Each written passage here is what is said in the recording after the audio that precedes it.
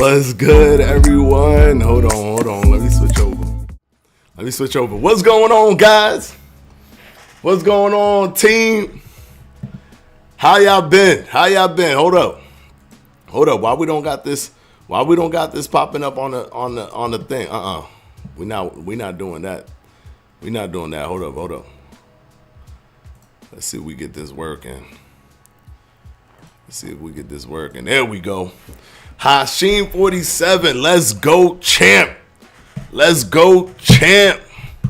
Yo, y'all seen it? Y'all seen the press conference?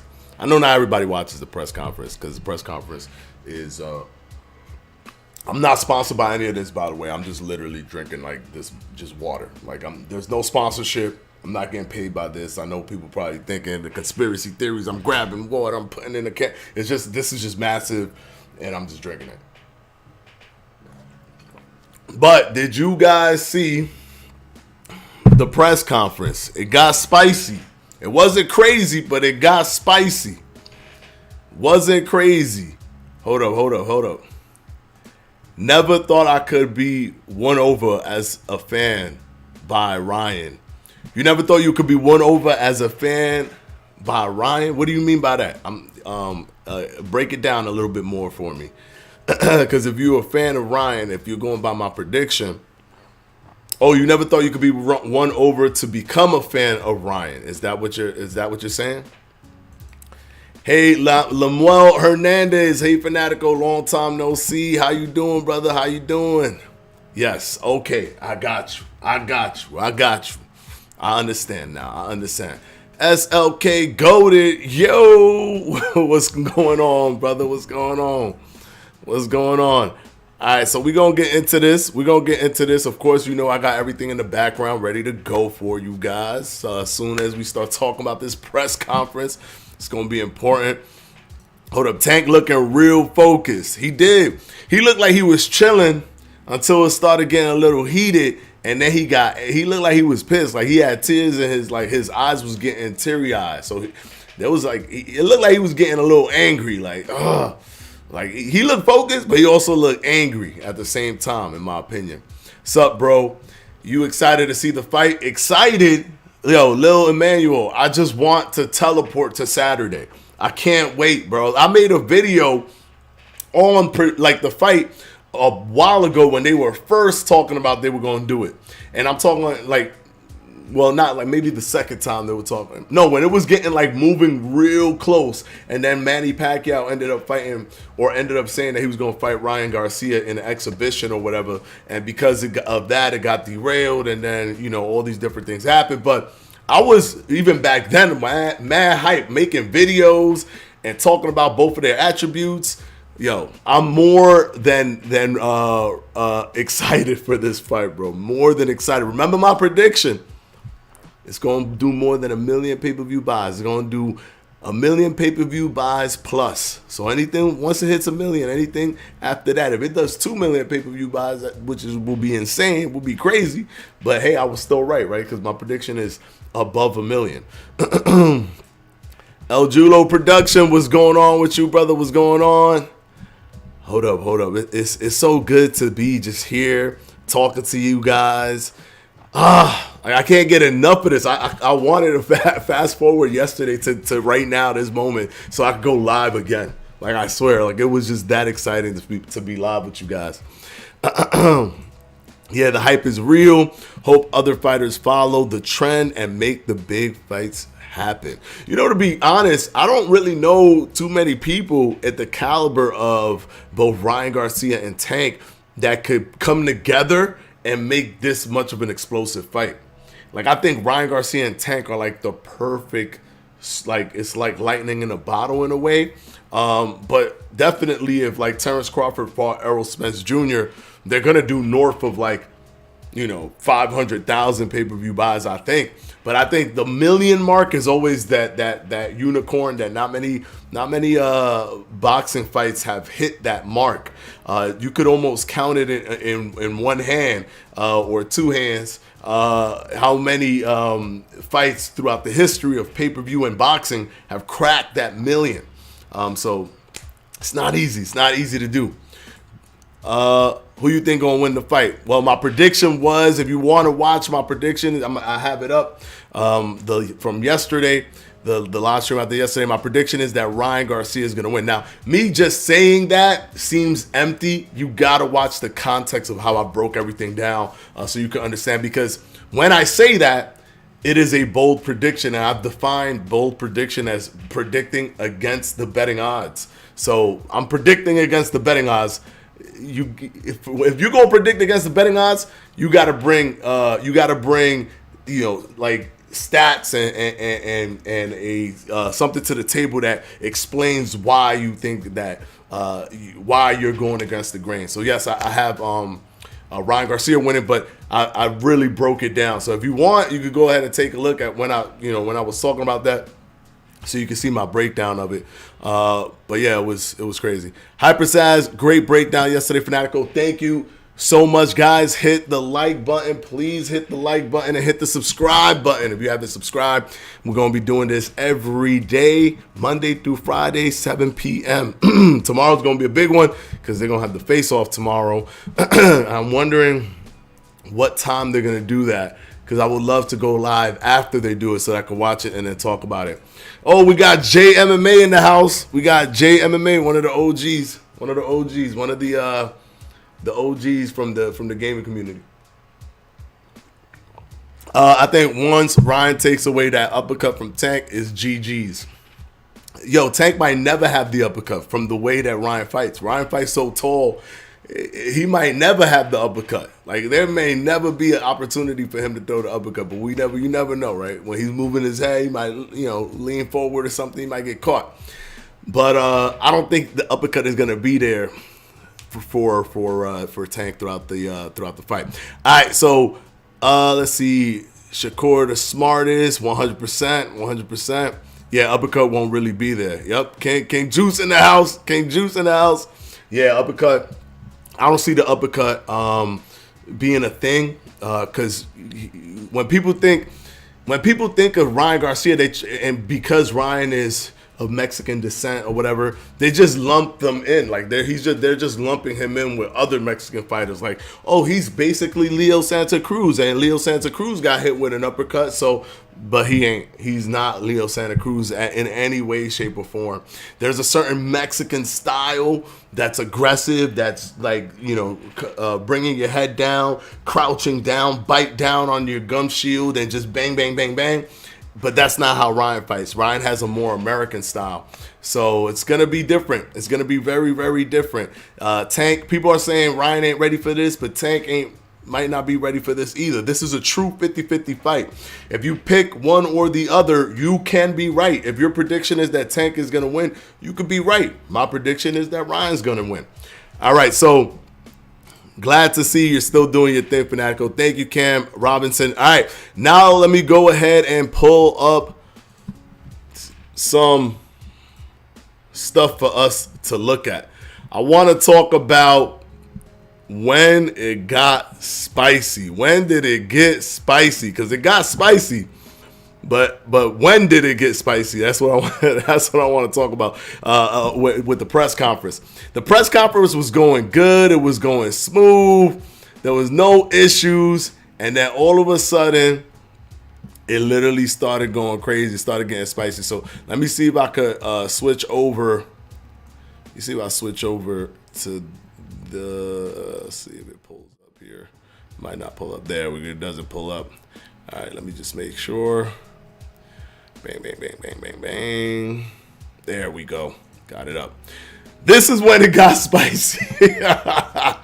This is the moment the press conference went from, we just here, and we're going to find out Saturday, April 22nd, we're going to find out who the best, and may the best man win. It went from that to like, no, screw you, we going to win.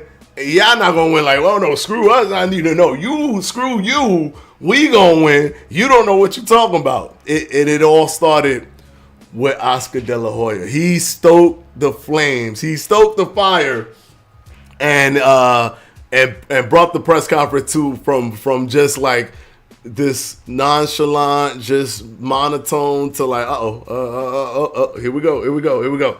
So he mentioned, and I want to know what you guys think about this. I really want to know what you guys think about this, because there's a lot of hypocrisy when it comes to this conversation.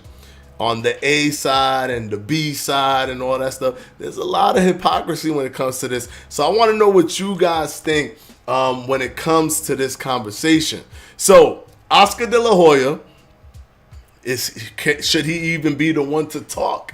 Considering that Oscar De La Hoya was once the A side, was once making fighters like Floyd Mayweather have to wear big gloves and like pillow fisted gloves basically, and put him in a smaller ring, a ring that's not the regulation size, made it a little bit smaller, made him move up to his weight when Floyd Mayweather was basically like barely at 147 at the time. So he was the A side, and he used A side tactics on Floyd Mayweather. So he went up to the podium and said, hey, I think that they're scared that they're going to lose. And by them, he's talking about Tank and Tank's team. He thinks that Tank's team is scared that he's going to lose, so they put all these different stipulations. The don't rehydrate more than 10 pounds after the on the night of the fight clause.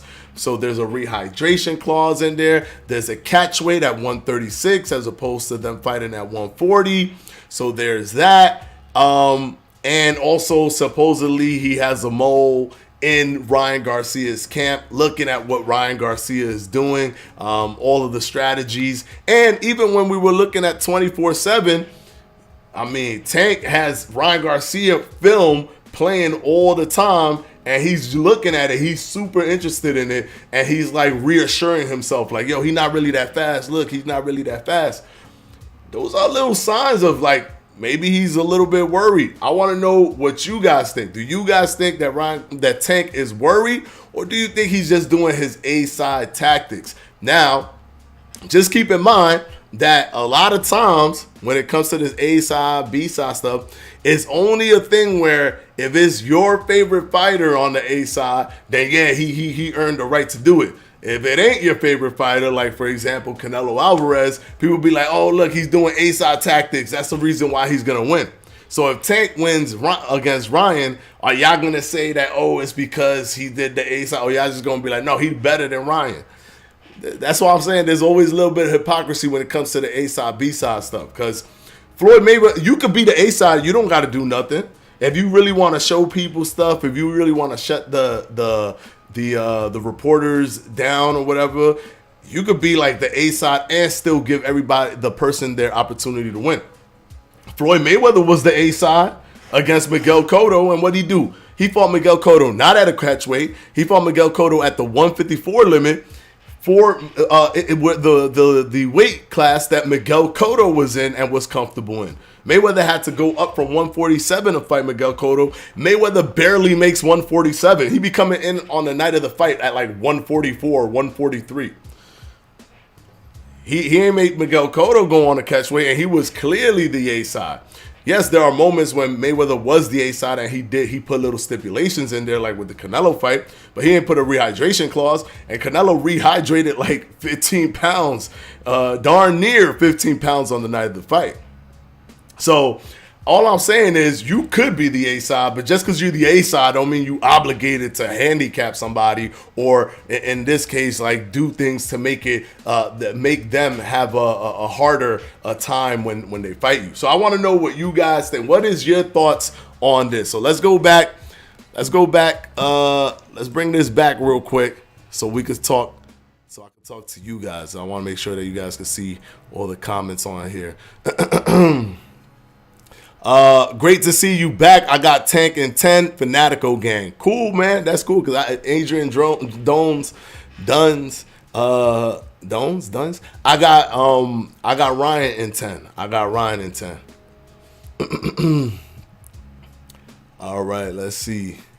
He got a fight schedule. Who y'all talking about? Wait. Y'all having conversations in here. Hold up. Y'all having conversations in here. And one thing that I'm gonna say, guys, because I already see some stuff, especially from Quine right here.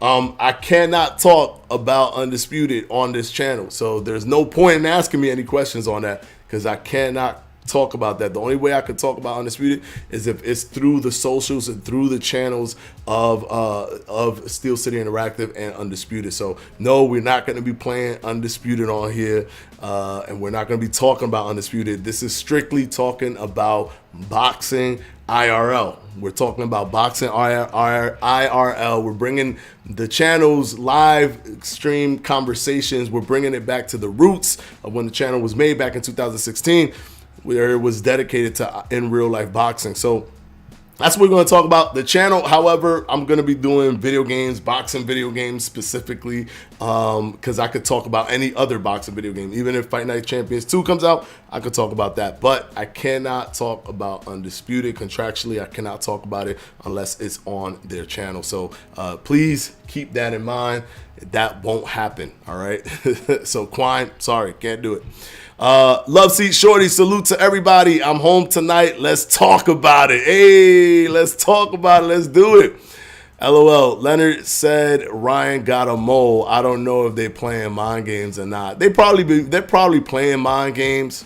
Who knows? Who knows? They probably playing. Who knows? We don't know. We don't know. But Ryan was like, "Yo, you got a mole? Great, man. Why don't you just come watch me yourself? If you want to come see me train, come see me train. It ain't gonna change the outcome of the fight. It ain't gonna change what's gonna happen."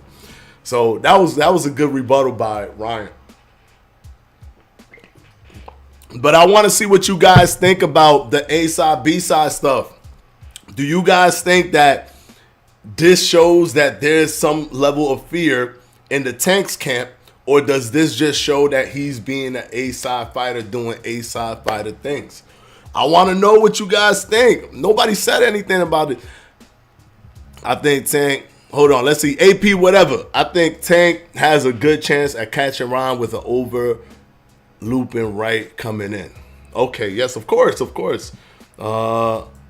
Yeah, that's true. I didn't think about Ryan keeping distance. Yeah, Ryan's going to keep Ryan knows how to. Ryan got caught by Luke Campbell, but he ain't never get caught by Luke Campbell in that to that degree after that punch landed. And that punch landed in the second round. There was 10 more rounds to go, and Ryan still was able to hold his own. So I want to know what you guys think. Okay. Adrian Jones, I respect that. Ryan got a real chance. He is definitely the best fighter Tank has faced. I believe that. I believe that this, people would say Gamboa, but Gamboa was over the hill. Javier Fortuna was a beast in his time too. He wasn't the beast, when he fought Ryan Garcia, but he was a beast. So if you're going to give Tank Gamboa, you got to give Ryan Javier Fortuna, right? So in my opinion, both of them haven't fought high level, super high level to like the highest, pinnacle. Tank right now holds the regular WBA. He doesn't even hold the super one because that's held by Devin Haney, who's the actual undisputed champion. So, to me, it's like they're stars, but they haven't fought like all these super top guys. Now, I give the slight edge in terms of fighting top guys to Tank, but like I said in my yesterday's live stream, Tank gets hit a lot. He gets hit way more than Ryan. And I was looking at this interview that Ryan was doing with, I think it was Radio Raheem, and he was telling him, he was like Tank's defense is like overrated because defense is not just about how slick you look and doing cool moves to get away from an individual punch being thrown. It's just the ability to not let somebody hit you. It's just hit and not get hit. It doesn't matter how you do it or when you do it or whatever. Ryan, in all his fights, he was winning every single fight until like the knockout. He was winning in all of the fights before he got the knockdown or knockout. With Tank, the last 5 fights, he's losing all his fights, and then he gets a knockout. Or he's losing and doesn't get the knockout and gets a decision that could have gone either way with Isaac Cruz. So that's a lot of food for thought. All right, AP, whatever. A side tactics, I think it depends on how Tank wins the fight. If he stops Ryan, it's undeniable that he's the better fighter. If it goes to decision, everyone gonna use the A side excuses. Actually, people still gonna use the A side excuses. If Ryan loses to Tank, people gonna say, "Oh, of course you beat him." And even if especially if he knocks him out, because then they're gonna be like, he was so weak because you drained him.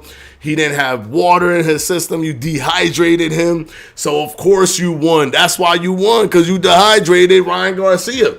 So, people going to use that. That's one of the reasons why I don't even like those things. And it's not even like, oh, I don't like it because he's going to handicap Ryan Garcia to a certain degree. I just don't like it because I want Tank to, if Tank wins, I don't want to hear it. I just want to be able to say Tank won. Tank's better than Ryan Garcia. But because Tank put this stipulation in, or Tank's team put this stipulation in, 100% people that are, fanboys of Ryan Garcia are going to jump on that and be like, Ryan Garcia was dehydrated. You beat him because he was dehydrated. So that's why I don't really like those kind of tactics when people do that. But hey, listen, it's part of the game, right? They've been doing it since forever, so they're going to keep on doing it. And it's also a flex. People want to be like, no, this is how I prove I'm the A side. I'm positive that it's going to say, all the promotional things already say Tank first and Garcia second. I guarantee you Garcia going to walk into the ring first. Tank going to walk into the ring second. I guarantee all these different things are going to happen. And the reason that they're going to happen is because Tank is the A side and they want to do A side flex kind of stuff. Like, oh, let me make you uncomfortable. Let me give you a rehydration clause. Let me, do little things to you so that you feel uncomfortable in this fight. So it's an uphill battle for Ryan, because I feel like Tank is okay with being under the big lights, because he's done it. Although not as big as this, but he's done it to some degree, and definitely to a degree that's higher than Ryan Garcia. So Ryan Garcia has to overcome the bright lights too, which is not going to be an easy task for Ryan Garcia to do. But guess what? Many, many people have overcome those bright lights. Oscar De La Hoya had overcome it when he had to step up and he was selling out or whatever. Floyd Mayweather overcame that when he fought Oscar De La Hoya. Manny Pacquiao overcame it when he fought Oscar De La Hoya. So people overcome the bright lights. It just depends on what their fortitude is when they go into the fight. Let's see what Love C Shorty says. That's the solo developer of Bloody Knuckle Street Boxing, the game that I can't wait. Bro, where's the demo, bro? Where's the new demo? We need the new demo. We want the new AI features. Okay, I don't want to get off the topic. I don't see why Tank didn't move up to 140 for the fight if he was willing to do it for Barrios. It's the same reason why Floyd forced Juan Manuel Marquez to fight him at a catchweight, right? To make him move up. It's a flex. It's those A-side flex. I don't like it. I prefer that they just, you know what I mean? I prefer that they just fight at the, like where they need to fight at, and that's it. But that's why my question to you guys when it comes to this is, do y'all think that he's using it because he just wants to flex his A side, like strength, or is it because Tank feels like he's a little worried about Ryan and he wants to kind of take out his kneecaps a little bit so that he could have a leg up on him so he can win? I don't know. He's making moves like he's worried. If he does have a mole in his camp, that's him being worried, because Ryan don't got a mole in Tank's camp. That comes off to me as somebody who's worrying, and they're making it seem like that's the case. So Tank has a chin. He's never been knocked down. Yeah, he's never been knocked down, but he's been rocked. He's been rocked. And Ryan hits hard. Ryan hits hard because he hits fast. When them punches come and you can't see them, they hurt. Jay Shep, hey, we back. Yes, sir. Hold on. What did Lusty Shorty say about his? Oh, man, please don't join though. Where's the new demo? Where's the demo, bro? Where's the demo? That's what Nah, I'm being spoiled by saying that, because I play your game from time to time because I got the other demo still. I just wanted like a new AI experience. That's it. Jay Shep, man, what's going on, man? We back. Yes, sir. Yes, sir. Fernie Zacharias. Let's see. I think Tank's handlers wanted to do all the catch weight, etc. Okay. I mean, they asked Tank in the press conference, and he said, "Oh, I'm not dumb.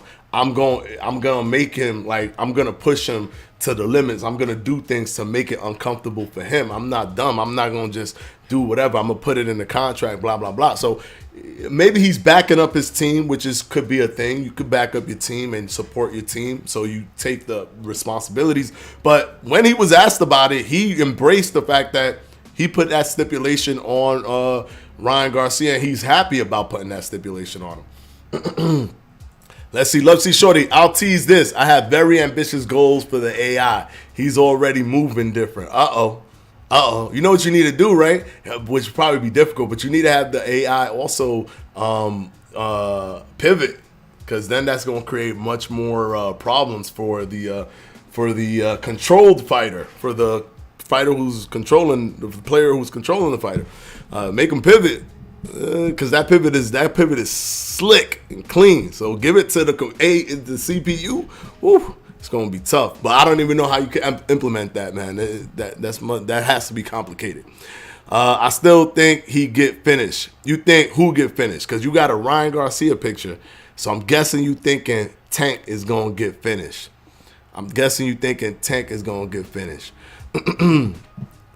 I missed that part of the conference. Actually, now that you reminded me, we got to bring back some other stuff here. No, I love Ryan. Okay. All right. That's fine. That's a thing. You know, I see. I hear you. Let's see here. So when it got spicy, because it got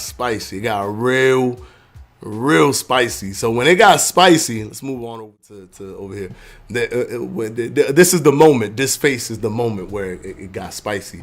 He started saying all that stuff, but then Leonard Ellaby went up there and didn't even attack Ryan Garcia. He attacked Oscar De La Hoya, talking about how he treated Floyd Mayweather or whatever.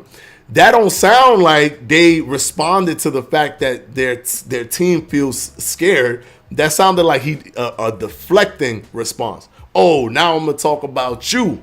I'm not gonna talk about if we scared or not or whatever. I'm gonna divert the attention to what you did in the past. Oscar don't care. He knows that he did that in the past because he was worried about Floyd Mayweather. Floyd Mayweather was too good, man. Floyd Mayweather beat Carlos Baldomir, who was way bigger than Floyd Mayweather. He was the WBC lineal champion. He took the title off of Zab Judah, and Floyd Mayweather just toyed with Carlos Baldomir. So Oscar knew, like, yo, I gotta try to hit him in the kneecaps a little bit so I could have a chance to win this fight. So Oscar knew that he knew he was scared. That's why Oscar's saying this, because he knows that when he was the A-side and he did A-side stuff, he did it because he wanted to make sure he had a better opportunity to win. So he know he's scared. Man. Come on, man. So hold up. I saw a super chat in the corner of my eye. Oh, Jay Shep. Hold up, Jay Shep. With the $20 super chat on my I got showing support because boxing talk out of this channel is a W. Can't wait to see more. Thank you so much, brother. Thank you so much. Yes, we're doing Monday through Friday, 7 p.m. We're only doing an hour. I say an hour, but I'm trash at keeping. I always go over because I talk too much. I need to stop talking. That's my problem. I'll be breaking things down to like. I want to go to like level 8. Like we're now in level 8. We're on the floor 8 on explaining the breakdown of this fight. I need to stop doing that, man, because I'll be going over my time. We got 30 minutes. Thank you for reminding me, by the way. We got 30 minutes. Excuse me. Let me just get a little bit of water. Okay. Someone donated $420. Nah. Yeah. Chill. Hold on. Let me go back to this real quick. Put this up here. So then what ended up happening was that the trainers went up to Ford went up there. He said that they're going to knock him out. Then Ryan Garcia went up there, and Ryan Garcia said he's gonna beat him, and then that's when Tank got pissed, and I think Tank started getting pissed from when Oscar De La Hoya said what he said, but he channeled his anger and his energy towards Ryan Garcia. And of course, they're talking about, I'm gonna break your jaw and all this stuff. They brought up the purse bet. I'm not a fan of that purse betting stuff. I'm not a fan of that. I know people are, because it's cooler, it's a cooler story, but that's not right. Because you go in there, you go in a boxing ring, you put on a thing like this, a promotion like this, and you go and just give up your entire purse. Like, that's crazy. That's crazy. Because win or lose, you needed to work to get to that point. You needed to work to get to that point, to the point where you can make that purse. So you won the purse not because you won the fight. You won the purse because of what you did to make this event what it is. So I'm not a fan of that purse, whatever. I know that it looks to me, it looks like to me that Ryan does not want to do the bet and Tank really wants to do the bet. I don't think it's smart for either of them to do the bet, because this is boxing. Anything can happen. One punch can change the fight immediately. So I don't think that it is a smart thing for any of them to bet their entire purse. Maybe you add another percentage, like, oh, if I lose, you get 20% more of my purse or whatever. That okay, maybe, but I'm not a fan of the whole bet your entire purse. It's cool. It's a cool story. It's like, damn, he about to lose all his money. But in reality, think about it. Have a little empathy. If you were a fighter and you built yourself up so for this moment, and then you have the moment and they take all your money away, you're only gonna have the back end money. You gotta wait on the back end money, or hope that there's gonna be a lot of back end money without knowing for sure. Nah, bro, nah. But in my opinion, it looks like Tank does want that and Ryan doesn't want that. Even though I'm predicting for Ryan to win, I think that Ryan's understanding, like, yo, this is boxing, man. Anything can happen. Like, yes, I'm gonna go in there to win, and I want to win, but anything can happen. All right, let's go back over here, showing support because boxing talk. Oh, we already read that, but thank you so much, J Shep. Thank you so much for that. Oh, we got King Juice in the house. Oh, only pound for pound fighters are good. LOL. Everyone else is bum. Thanks, Judah. Wait. Oh, you guys are having conversations over here. That's why, man. I got to catch up to the conversations that y'all be having. Hold up. WJ Shep, don't get me wrong. Shakur beats them all. He does. Let's see. What did Judah say? Where is Judah? I don't even see Judah in here. Did he delete his comment? I don't see him in here. What's good at Love C Shorty? Good to see you in the chat. Of course, man. So great to have him in here, man. I love when he's in here. Sin City, good to see you again, bro. Let me see.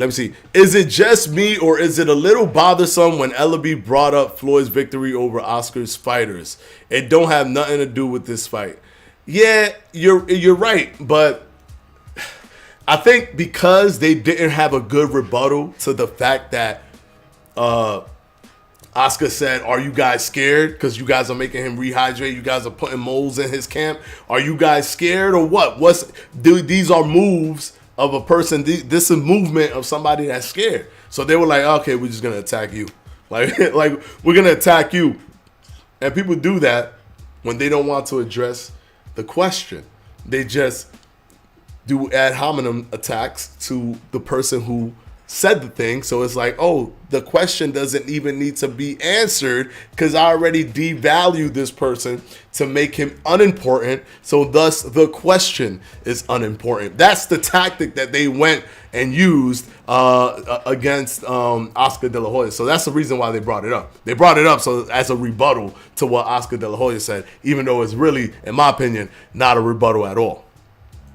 Shakur beat Valdez. What do you mean? Oh, is somebody saying Shakur? Oh, here we go. Inside the square circle with King Judah. Shakur fights bums. Of course he doesn't get hit. No, buddy. First of all, everybody who's ever fought, if they fought people, they have fought bums. People have built their careers off of fighting bums. People have started their careers to build up a good record and then fight more elite fighters or journeymen, but they had to fight bums too. None of them ever hit the stats that Shakur has hit.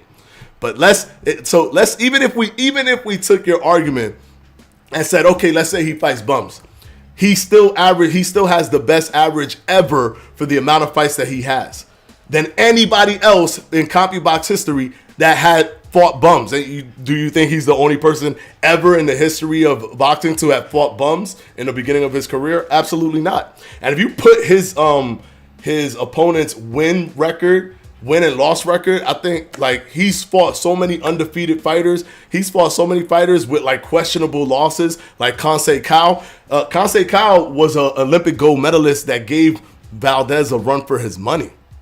He gave Valdez a run for his money. Not only did he give Valdez a run, so first of all, he beat the guy who got the win for that fight, who was undefeated, Oscar Valdez, the lineal WBC champion, and then beat the guy who people thought beat him, who was an Olympic gold medalist from the same Olympics that he came out with the silver medal. And Kansei Kao was a beast. Like, people could barely hit him. But not when he fought Shakur. Shakur just washed him. Here's the thing.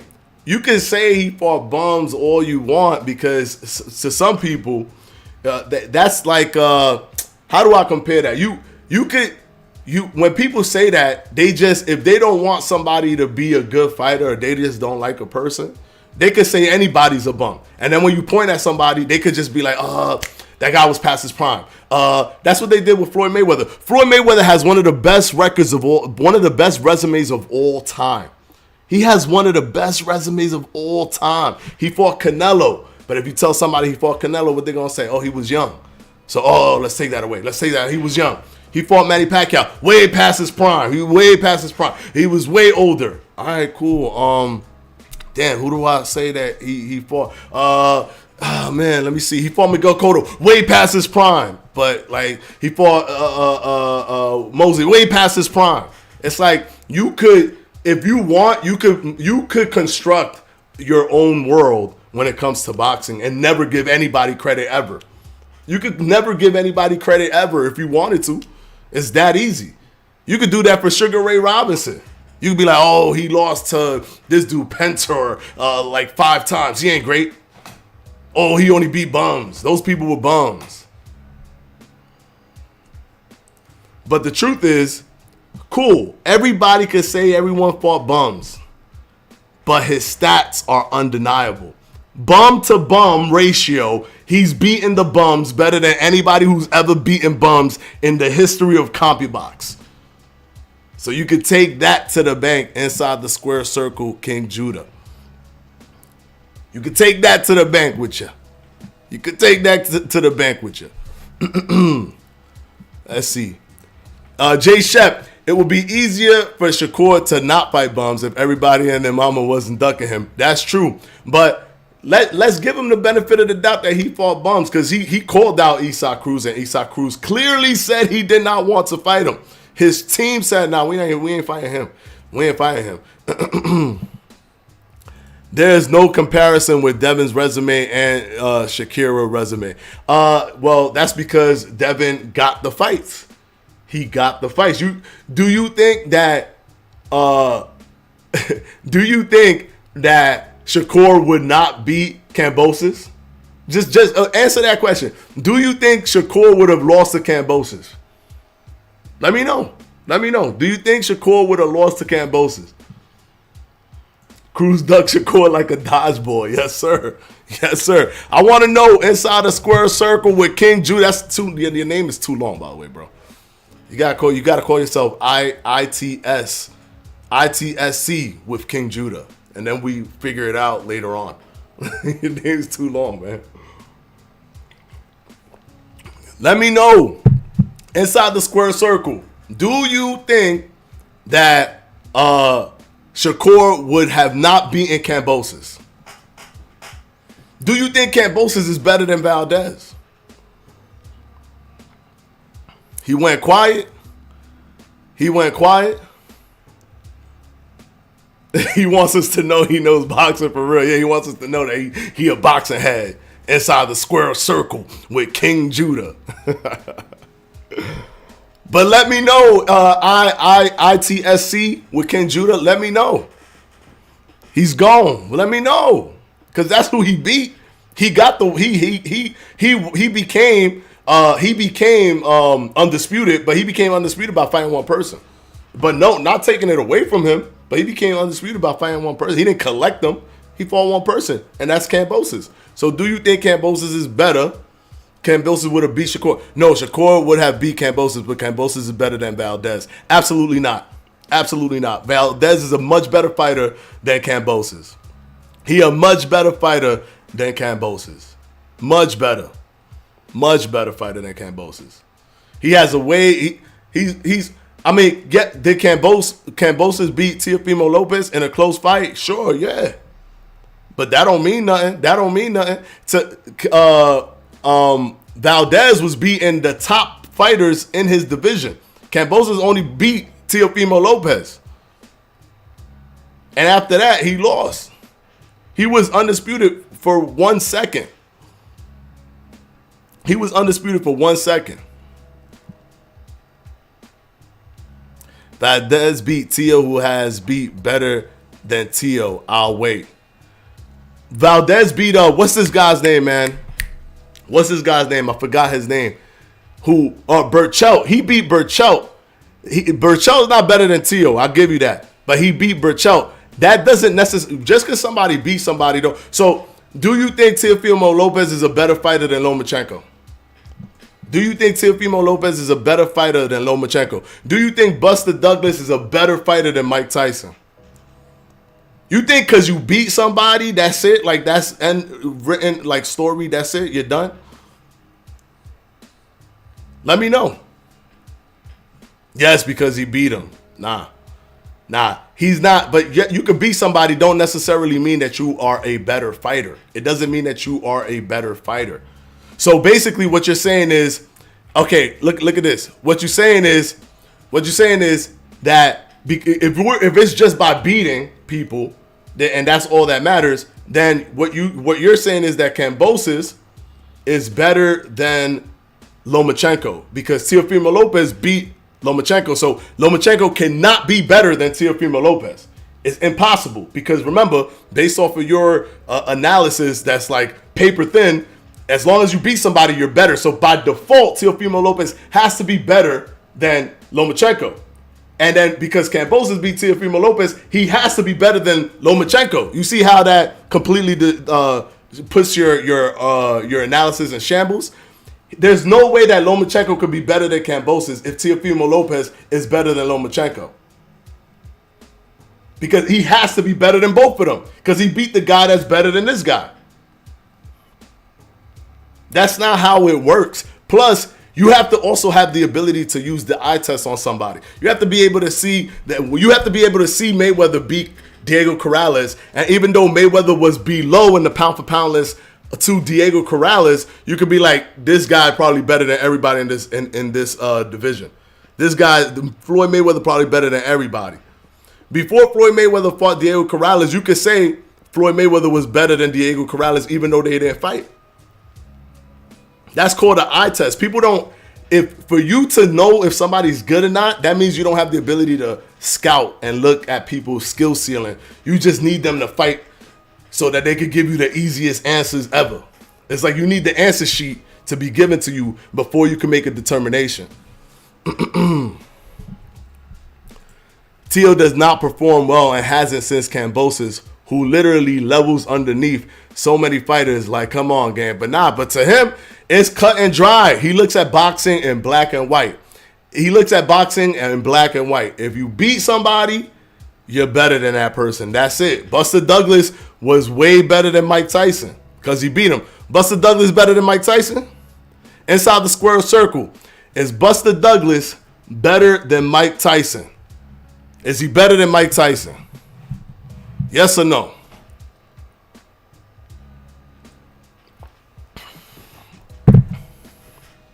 He's not gonna answer that because he don't know. Because he knows that once you start actually deconstructing his black and white view of boxing, it falls apart. Mike should have rematched Buster because as it stands, he is better than Mike. Okay, so you go black and white then. You go black and white. So This is so funny, man. This is so funny. He just goes black and white. So you do understand that you do understand that by your definition, if you're saying that someone is better than someone else, you have to also say that they are better than whoever that other person lost to as well. You know that, right? You do know that, right? Like if Buster Douglas, like if fighter A beats fighter B, right? Then and fighter C beats fighter A, then you make it that fighter C is automatically better than fighter B without ever fighting him. Because to be better, you're not even looking at the nuance of boxing in terms of styles and all that stuff. To be better, to just put a blanket carpet statement of saying better means that climbs, that compounds. If this guy is better than this guy because of wins, then this guy who beat this guy has to be better than this guy, even if they never fought before. And how many times have we seen in boxing where this guy beats this guy, right? And then this guy fights this guy and loses, or I'm sorry, this guy loses to this guy, then this guy fights this guy, loses, and then this guy fights the first guy, and then he ends up losing. So how does that happen? If the dude was better than the guy that he beat, he should be way better then, right? If you're climbing that ladder. That's the problem with having this black and white understanding of who's better and who's not. If you just base who's better on who won and who didn't, it's too cut and dry. Even when I did my video essay on Floyd Mayweather versus Manny Pacquiao, and I did who's better between both of them, people were like, it's a no-brainer, it's Floyd Mayweather. Granted, if you watch my entire video essay, Floyd Mayweather was the person that I said was better. But it is not a no-brainer just because he beat Manny Pacquiao. It's not a no-brainer. There's more to it than just that. And I'm going to ask you this. You think Shakur is a bum? If Shakur fights Devin Haney, who do you think is winning? What's your prediction? And I already know what your prediction is, but I just want you to put it into the public eye so that when that happens, if they fight, we could come back to this and say, hey, look, hey, you was wrong. And then you'll have to just change your channel name to ITSC, the King Judah. So that we could just say your channel name quicker.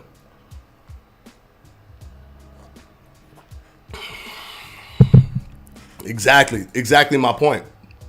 You know why he does it that way? Because it's easier, J Shep. It's easier. It's so easy to sit back and just let them hand you the answer sheet. It's like, I'm not gonna take the test, just give me the answer sheet. I don't want to take the test. I don't want to break down, analyze and stuff like that. Just give me the answer sheet. Did he win the fight? Oh, he didn't? Okay, so the other guy's better. Oh, did the other guy beat the... Okay, so he's better. Oh, so that guy just lost to the first guy? Oh, my brain exploded. I can't explain that. There's no explanation now to this. I missed the beginning. Who you like, Tank or Garcia? I have Garcia winning this fight. Oh, by the way, inside the square circle, who you have winning this fight on Saturday? I'm curious. Who you have winning this fight? I have a guess that you're gonna say Tank's gonna be Ryan Garcia. LMAO, I've been wrong before. I'm not going to stop talking boxing because I was wrong, Fanatico. Come on. I never said stop talking boxing. Did I say stop talking boxing, or did I just say change your name to ITSC? It's still going to mean the same thing. You just breaking it down so nobody got to read a sentence every time we say your name. I didn't say stop talking boxing. Tank by KO. How did I know? Because there's always by just the way you was talking, I already knew that you had Tank. Before you said Tank, everybody, y'all saw it right here live. This is a live video. I said he was going to say Tank before he said Tank. Just call me Judah. Everybody does. Okay, we'll call you Judah. We'll do that. Fernie Zacharias. Hey, Fanatico, did you give your prediction how Ryan will win already? Yes. Yesterday, I broke it down. Full-blown breakdown. That thing is like 10 layers deep. looking at the things that Ryan Garcia has, the tools that he has that can give him the win against Tank, and the problems that, first of all, both of them have problems, of course, but the problems that Tank have that will play into the hands of Ryan Garcia. So if you want to see that, it's in my episode 1 of the Fanatico live stream from yesterday, if you want to take a look at that. But it's super detailed. I break everything down on there so you guys can see exactly what I'm talking about when it comes to why I think he's going to win. I'll be back. Going to catch up on that video. If you're no longer on here, have a great night. Yeah, thank you very much. We only got 9 more minutes anyways on here. But it got interesting when Judah came in here. It got real interesting. How do you think the first 4 or 5 rounds going to go? I think it's going to be Ryan Garcia off the jump, putting hands on Tank. And that's really how it be happening, because Tank is always looking for the one shot. He's always looking for the one shot. There's 2 ways to get a knockout. You could get a knockout by fighting your fight and building to it by putting damage on the opponent, or when the knockout comes, you take it. Like, you just do all the right things, and then when you see the person hurt, you could go for it, right?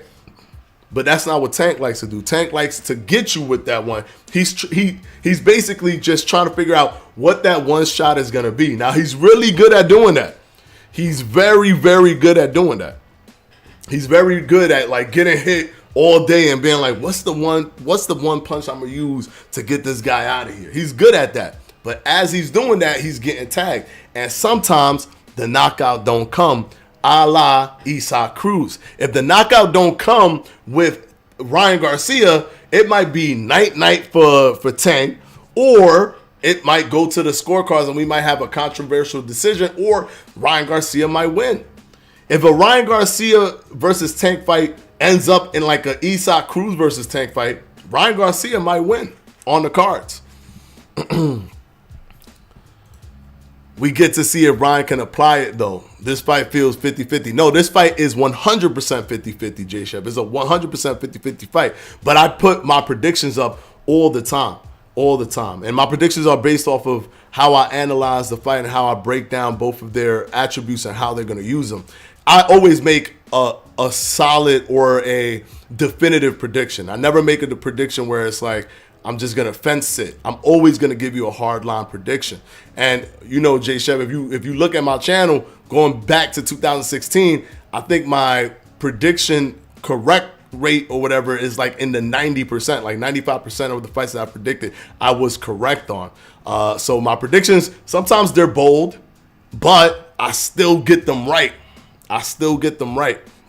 So my predictions are never based on emotion. They're never based on emotion. They're always based on me breaking down the fight and how I see it. I already know your pick for Spence versus Crawford, but I really hope they can finalize that so we can talk about it on these streams. Yes, sir. Yes, sir. Well, we'll be talking about it if they start talking about how, you know, they're getting that fight to happen and all that stuff. We 100% talking about it. But yes, I have Terrence Crawford winning that fight against Spence. And I guarantee you that inside the square circle, why do I say his own name? He said Judah. I guarantee you that Judah got Spence winning that fight. How much you want to bet? How much you want to bet Judah got Spence winning that fight? I got Spence beating Crawford. Yeah, I got Spence beating Crawford also. Before you put it up, bro, I got him already. Because these, like, inside the square circle with Judah, he doesn't predict. He don't predict with like, oh, I think this guy's gonna win. And with me, you can never know who I'm gonna pick because it's not based on anything. I could love Floyd Mayweather, like Floyd Mayweather, one of my favorite fighters of all time, and then also think that Canelo's really good and he's an elite fighter, and I could pick him to win against other people. You know what I'm saying? But with Judah, he just gonna pick like Team PBC, team, you know what I'm saying, Mayweather Promotions, That's boring predictions to me. That's emotional predictions to me. I got Terrence Crawford because Terrence Crawford, to me, has a better tool set. He got a better tool set, deeper tool set, and he's just better at 147. He's not better at 147. He's a better fighter, but Errol Spence has done more at 147, but that's really because most of the fighters that had the belts were fights that were easier to make for Errol Spence. Errol Spence being the star, they fed him all these people from the PBC. It's easy. With Terrence Crawford, unfortunately, he was in a different promotional team that didn't have those fighters for him to do that. The fighter that had the belt that he got was Jeff Horn, who happened to be in Top Rank. If all these other fighters would have been in Top Rank, he would have fought them too. Let's see. Hold up. That's another 50-50 fight. You are correct. But once again, even though it's 50-50, I got to give you guys a hard line, bold prediction, or not bold, but I got to give you I put myself out there every single time with my predictions. I pick one person. I don't fence it. I don't do the stuff where people are like, hey, you know what? If this guy does this, he'll win. And if this guy does that, he'll win. So my prediction is if this guy allows him to do that thing, he's going to win. And if this guy allows him to do that, thing, he going to win. I don't do that. To me, that's easy fencing. And then when the fight is over, you could just be like, didn't I tell you if he did that thing, the thing that I told you he was going to do, so I'm always right. It's like, nah, bro, that's smoke and mirrors. Give a real prediction. And if you wrong, just own it that you wrong after the fight. That's it. That's what I do. But my prediction clip is just real high. So I don't gotta own it so many times. All I gotta do is be like, I told you so a lot. I say I told you so a lot. Crawford don't want that smoke. Oh, let's see shorty. Hey, listen, the fight hasn't been made yet, but those fights are so difficult to make, bro. They're so difficult to make. It's so annoying. I just wish that they could just get over all these issues and just get that fight done. Oh man, it'll be so perfect. So that kudos to both Tank and Ryan for making this fight. I don't care what people say. Oh, Tank didn't want the fight because he put the stipulations in there, whatever. If you don't want the fight, you don't have to do the fight. Even if you put stipulations, people have put stipulations, like when Bob Arum put the stipulations with Floyd Mayweather, and Floyd Mayweather still said yes, and they agreed, and Bob Arum still pulled out saying, oh, no, we're not going to do that, for the blood test and stuff. We're not going to take the needles and all that stuff. So you could always pull out if you don't want to fight. Tank wants to do this fight. He did put those stipulations, and he was like, do you want to do it? Do you want to do it? And then Ryan was like, yes. He's like, let's go. Tank wants the fight because if he didn't want it, the fight wouldn't have been done. So they both want that fight. So kudos to both of them. I don't always pick PBC fighters, bro. I got Devin beating Tank. Yeah, but you got Devin beating Tank. Okay.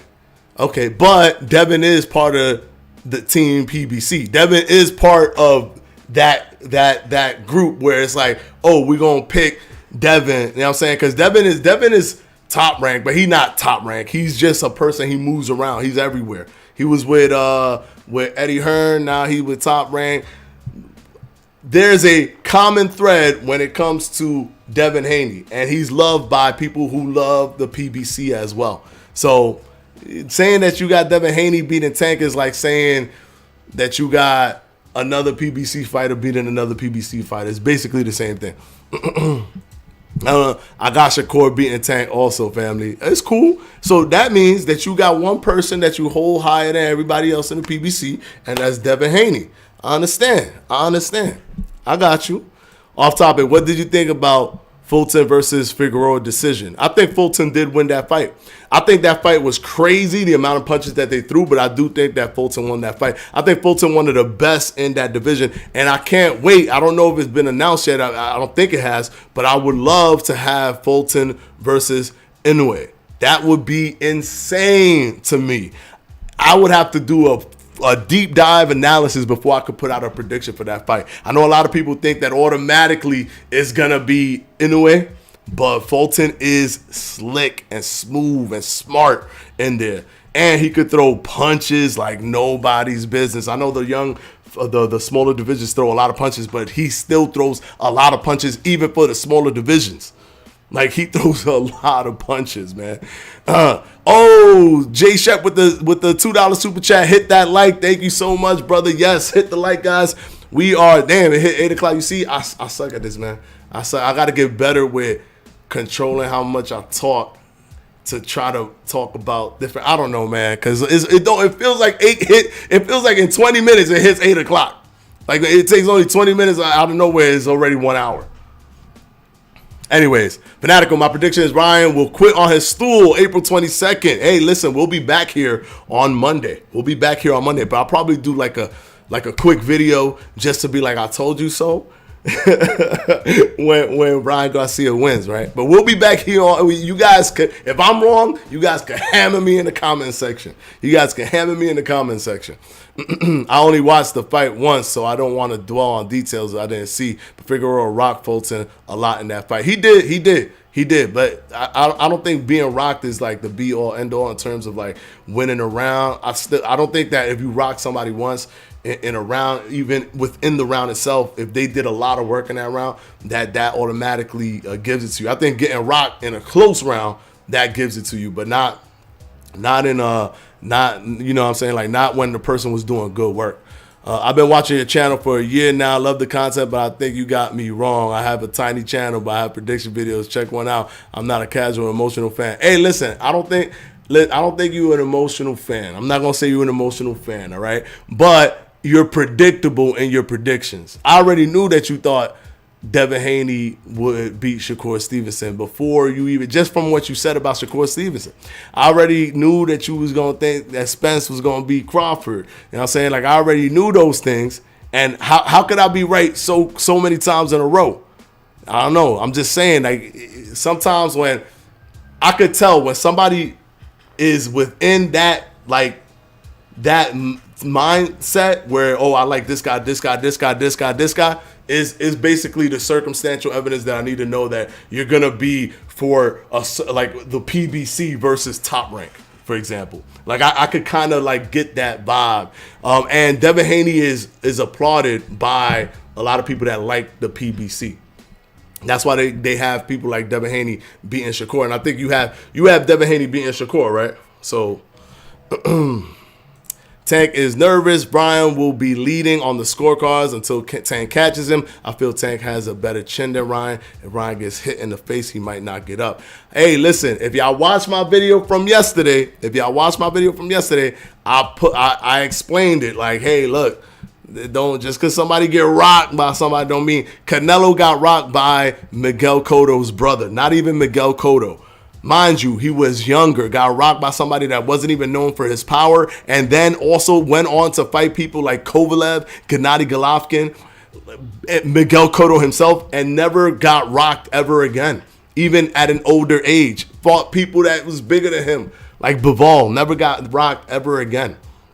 So just because something happened one time with somebody, don't mean that that's who they are and they automatically they're gonna have problems. Ryan could very well get hit by Tank's real hard shot and be ready for it and nothing actually happened to him. I think Devin is the best at 135 and has a higher ceiling than the rest. No. I think the person who has the highest ceiling at 135 is Shakur Stevenson. Does Devin Haney have all the belts? Yes, but he beat one person to get all those belts. He beat one person. He had problems in his fight with Linares. He had problems in his fight with Jojo Diaz. Shakur has never had problems. And you could argue that Shakur Valdez is a much more difficult fighter or a better fighter than both Jojo Diaz and Linares. You could definitely make that argument. And Shakur, not only did he not have problems, he thoroughly dominates everybody he fights. And that doesn't always happen with Devin Haney. I think that Shakur Stevenson is the best at 135, even though he just entered 135. Mind you, I know you've seen the sparring sessions with Shakur Stevenson and Devin Haney in the doghouse back when Shakur was in the Olympic trials, and all it is Shakur completely dominating Devin Haney. Completely dominating him. So I don't know, man. I don't know. Valdez is nowhere near. Yeah, but guess what? Linares wasn't in his prime. You can't say he's nowhere near prime Linares and then out of prime Linares was the fighter who fought Devin Haney. You can't do that.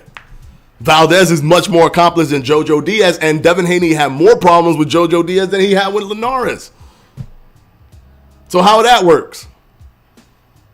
I'm telling you, man, you can't have black and white